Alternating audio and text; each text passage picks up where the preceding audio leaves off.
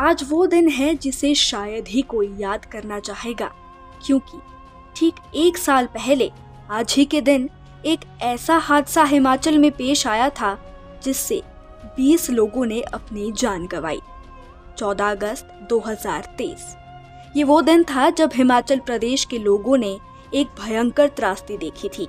सावन का आखिरी सोमवार था और लोग भगवान शिव की पूजा करने के लिए सुबह सवेरे ही शिव बावड़ी मंदिर शिमला में दर्शन के लिए पहुंच गए थे। सुबह करीब 7 बजे एक भयंकर हादसा हुआ जिससे हर किसी का दिल सहम उठा। एडवांस स्टडी से एक ज़लज़ला आया और समरहिल की सड़क, लोअर समरहिल की सड़क, अंग्रेजों का बनाया हुआ रेलवे ब्रिज और शिव बावड़ी मंदिर को अपने साथ बहा कर चला गया और इस ज़लज़ले में करीब 20 लोगों की मौत हो गई। हर तरफ बस चीख पुकार ही सुनने को मिल रही थी। किसने सोचा था कि भगवान शिव के दर्शन के लिए जो आए थे वो कभी घर वापस ना लौट पाएंगे। हर तरफ खबर पहुंच चुकी थी, रेस्क्यू अभियान भी जारी किया गया था। बहुत कोशिश की गई मगर मलबे में दबे हुए शव नहीं मिल रहे थे। 11 दिनों तक चले रेस्क्यू ऑपरेशन के बाद सभी 20 शवों को यहाँ से बाहर निकाला गया और दिल वहां पसीजा जब कुछ मासूमों ने भी अपनी जान गंवाई। और आज इस भयानक हादसे को ठीक 1 साल हो गया है, लेकिन जख्म अभी भी भरे नहीं है। खौफनाक मंजर याद किया जाए तो दिल अभी भी दहला उठता है, लेकिन आगे बढ़ते हुए आज उन 20 लोगों को नम आंखों से याद किया जा रहा है और श्रद्धांजलि भी दी जा रही है। आज मृतकों का परिवार भी वहां पर पहुंचा और वैसा ही माहौल दिखा जैसा 1 साल पहले था। शिव बावड़ी हादसे में जान गंवाने वाले युवक की मां हादसे को याद कर भावुक हो गई। नम आंखों से महिला ने कहा कि ये दर्दनाक हादसा था और अब उन्होंने यहाँ आना जाना छोड़ दिया है। घटना के बाद वो पहली बार यहाँ आई है। बेटे की आत्मा को शांति मिले इसके लिए उनकी याद में एक पौधा भी लगाया। आपको पता ही है, बेटा गया है मेरा इसमें, तो आज उनके नाम के उससे हमने सोचा था कि चलो पौधा रोपण कर देते हैं, आगे भगवान उनको अच्छा रास्ता दे, अच्छा वो करे।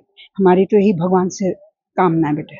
आप एक क्या बोल सकते हैं, अब कुछ नहीं कर सकते। तो अब आप क्या इस मंदिर में आते हैं क्योंकि लोगों ने यहाँ पे आना जाना छोड़ दिया? मैं उस दिन आई थी, उसके बाद आ जाइए। हाँ, वो भी आज इन्होंने बोला कि नहीं आना है श्रद्धांजलि के लिए, ऐसे में नहीं आती बेटा। तो किस तरह से लगा था पता उस टाइम जब आप कहाँ थे? वो मैं जैसे वो 7:15 बजे मेरा बेटा घर से आया था और डेली आता था 1 महीने से, सावन महीने में। तो कोई 7:28 पे मेरे को आवाज आई घर पे कि कोई स्लाइड आया है। तो मैंने अपनी बहू को बोला, उसकी वाइफ को, मैंने कहा बेटा कोई आपको आवाज आई? कहते हाँ मम्मी। मैंने कहा स्लाइड आया कहीं बड़ी जोरों से? तो कहते मम्मी बादल फट गया कहीं। मैंने कहा बादल का तो मुझे कोई अनुमान नहीं है, तो अगर कहते नहीं मम्मी। फिर मुझे वैसे ध्यान आया कि मैं फोन करके पूछ लेती हूँ। तो जैसे मैंने कहा चल नीरज गया है, मैं उसका फोन पे बात करती हूँ। जब मैं अपने रूम में अपना फोन लेके आई तो उसका फोन घर पे ही था। फिर उसी ने, बहू ने, यहाँ एक लड़का रहता है, उसको फोन किया कि भैया कोई कोई घटना तो नहीं घट गई? कहते बहन बहुत कुछ हो गया। कहते भी सानवी के पापा भी आए थे मंदिर। कहते बहन यहाँ मंदिर ही नहीं है तो सानवी के पापा कहाँ है? ऐसे उन्होंने कहा। फिर हम आ गए, तब तो यहाँ पे कोई 4-6 लोग थे जब मैं और मेरा बेटा और बड़ी बहू पहुंच गए थे यहाँ पे। फिर बेटे ने मुझे आगे नहीं आने दिया, तो बस यहाँ तक आई थी मैं। और जो लोग बचे हैं इसमें 5 मिस्त्री और एक नेपाली, वो नेपाली यहीं बैठा था और उसको निकाल दिया हुआ था। तो बस इतना ही है बेटा। अब तो साल हो गया है। आपको बता दें कि श्रद्धांजलि देने के लिए स्वास्थ्य मंत्री डॉक्टर धनीराम शांडिल भी शामिल हुए थे, जिन्होंने श्रद्धा सुमन अर्पित करके मृतकों को श्रद्धांजलि भी दी। डॉक्टर धनीराम शांडिल ने कहा कि समरहिल शिव बावड़ी हादसा एक हृदय विदारक घटना थी। इसमें कई लोगों ने अपनों को खो दिया। एक परिवार पूरा काल का ग्रास बन गया था और कुल 20 लोगों ने जान गंवाई थी। उन्होंने कहा कि सरकार आपदा प्रभावित परिवारों के साथ मजबूती से खड़ी है। सरकार ने बीते साल ही घर गंवाने वाले लोगों को 7 लाख रुपए की राशि भी दी थी। इस वर्ष भी प्राकृतिक आपदा में भी सरकार लोगों को हर संभव मदद पहुंचा रही है। ये बड़ी एक हृदय विदारक और बड़ी ही, मैं समझता हूँ, दुर्भाग्यपूर्ण घटना हुई थी। आज ही के दिन 1 साल बीतते बीतते पता भी नहीं लगा।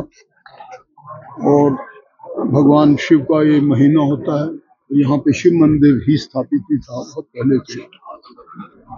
तो ये घटना हुई और इसमें हमारे उस दिन आई थिंक 20 लोगों जो काल के ग्रास में आ गए। और रियली स्पीकिंग जिनको तो मैं स्वयं भी जानता तो घर के आसपास ही हमारा घर यहाँ पास ही है। और वो बच्चे जो हमें जन्मे थे वो संसार में नहीं रहे। एक तो परिवार ही पूरा, सिवाय आई थिंक एक बेटी जो मैरिड थी कहीं दूर थी, उनका प्रोफेसर फैमिली दे कम्प्लीटली वो वैनिश हो गए। तो मैं समझता हूँ कि कुछ इस प्रकार की ये घटना रही। और जो त्रासदी का समय बीता वो न केवल यहाँ बल्कि हमारे पूरे हिमाचल में 551 लोगों को इस प्रकार के मृत्यु के ग्रास में जाना पड़ा। बहुत ज़्यादा नुकसान हुए, लगभग 10 से 12 हज़ार करोड़ के बीच का नुकसान आंका गया है। और तब से लेके देखा जाए तो लोग 5-7 महीने तक हमारे माननीय मुख्यमंत्री फ्रंट फुट पर रहे और उन्होंने न केवल उन लोगों को जिनके पूरे घर ध्वस्त हो गए थे उनको 1,50,000 से बढ़ाकर 7 लाख रुपए उनको जिनका पूरा मकान क्षतिग्रस्त हुआ दिए। और वो उसके अलावा भी मैं समझता हूँ कि मैंने ही ये बाद में इसका प्रारूप बनाया था, ये ऑर्डर्स दिए थे कि हम किसी भी प्रकार का किसी का लॉस होगा उसको बिना पेमेंट के नहीं रखेंगे। और हम इस बार भी इसके लिए पूरी तरह से तैयार हैं। हर डिस्ट्रिक्ट एडमिनिस्ट्रेशन और हर ब्लॉक तक लेवल तक हम लोगों ने तैयारियां की हैं। SDRF NDRF को कॉन्टेक्ट में रखा है ताकि ऐसी घटना, ऐसी अप्रिय घटना दोबारा ना हो और इससे जान माल का नुकसान न हो जाए। वैसे तो आज भी हम देख रहे थे जब यहाँ श्रद्धा सुमन दे रहे थे तो बड़ा सॉर्ट ऑफ याद आता है वो दिन। देखो स्वयं गवर्नर साहब हमारे साथ आए थे, स्वयं मुख्यमंत्री महोदय, और बल्कि अभी सवेरे भी बात हो रही थी गवर्नर साहब से इसी मामले में। तो हमारी पूरी सरकार इस ओर बहुत अच्छी तरह से पूरे रिसोर्स के साथ प्रेरित है और तैयार हैं कि अगर ऐसी किसी प्रकार की अप्रिय घटना हो तो हम उसे अच्छी तरीके से देख सकें। सर 10 मीटर का दायरे के घटनाएं ना हो।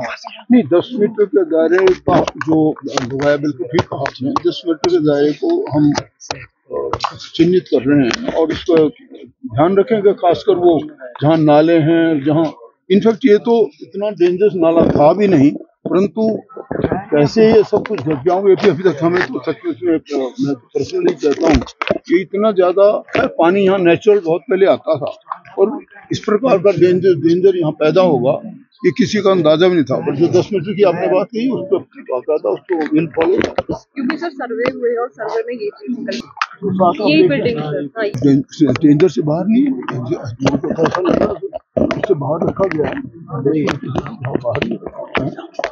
इसका तो मैंने तो उसको कहा था जब रेस्क्यू इसी बिल्डिंग से हुआ लास्ट ये बिल्डिंग नहीं होती तो रेस्क्यू बड़ा। वहीं स्थानीय पार्षद सुरेंद्र ठाकुर ने कहा कि 14 अगस्त 2023 का दिन समरहिल वासियों के लिए बहुत बुरा दिन था। 20 लोगों ने एक साथ जान गंवाई थी। उन्होंने कहा कि पहले लोग यहां आया जाया करते थे, लेकिन लोगों ने अब रास्ता बदल दिया है और यहां आना जाना भी छोड़ दिया है।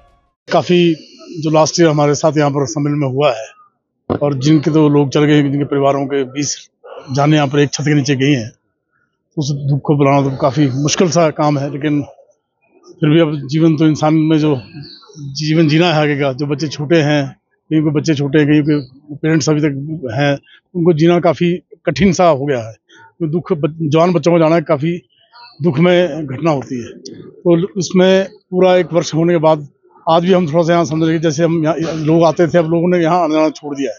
ये लोग यहाँ से आते नहीं, लोगों ने डाइवर्ट कर दिया रास्ता, यहाँ से जाना मन नहीं करता। कई लोगों से हमने बात की है, तो काफ़ी ये घटना दुखद घटना है। काफी आज दुखद तारीख जो हमारे संस्कार हमारे को मिले, बुजुर्गों के संस्कार मिले, उसमें नेचुरली होता है कि अगर आज कोई बच्चा कोई आदमी बीमारी से चला जाए तो कोई उसका इतना वो नहीं होता। लेकिन ये तो ऐसी घटना हुई कि एकदम ही एक छत के नीचे 20 जाने चलेगी, जो कोई सोच ही नहीं सकता कि लोग पूजा करने आ रहे हैं, कोई बेचारा सुबह मॉर्निंग वॉक करने निकलते लोग यहाँ से। उस दिन तो बहुत बारिश थी, नहीं तो ये तो संख्या बहुत ज़्यादा होती। क्योंकि ये जो तीन रोड आप देख रहे हैं, लोग सुबह यहाँ बहुत घूमते हैं मॉर्निंग।